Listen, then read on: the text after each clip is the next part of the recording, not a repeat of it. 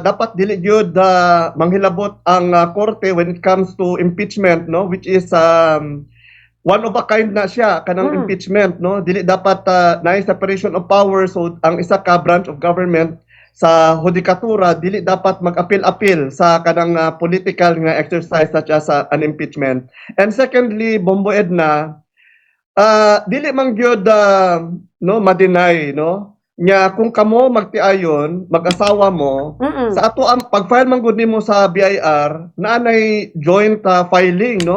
Syempre mag-asawa gyud mo, mao man na imong gipili. Ang gipili man nimo is Vice Presidente sa Pilipinas para imuhang pangasawahon. So ang mugawas gyud na ang ITR ninyo because that's a joint filing na sa BIR. So dili pwede nga i-divide, no, ang kalahati dito sa Mrs., ang kalahati dito sa Mr. It's just the way it is, no, because conjugal property man na ang tanan nga properties ninyo or absolute community of property, depende na lang, no, but in either case isa lang yun na ang inyong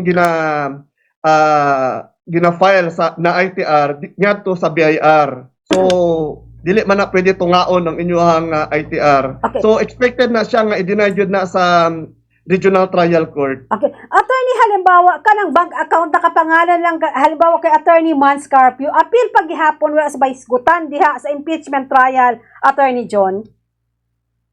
Well, kung kana ang pangutana, no, kung ang account ni exclusive account, no, ni Attorney Mans Carpio, butang nato nga gi-deposit niya yung kwarta sa isa ka bangko, no. Kung ang pangutana is for purposes of impeachment, maalukay ba to? Akong tubag is dili, no.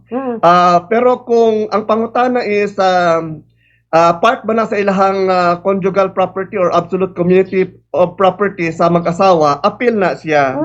But siguro na maswertahan na lang, no, if when advised sila ang mag-asawang Attorney Mans Carpio o VP Sara, then dapat mauto ilang gihimo, no, katong kwarta ni Attorney Mans Carpio i-deposit lang niya sa iyang account para dili masilip when it comes sa Senate trial na. Okay.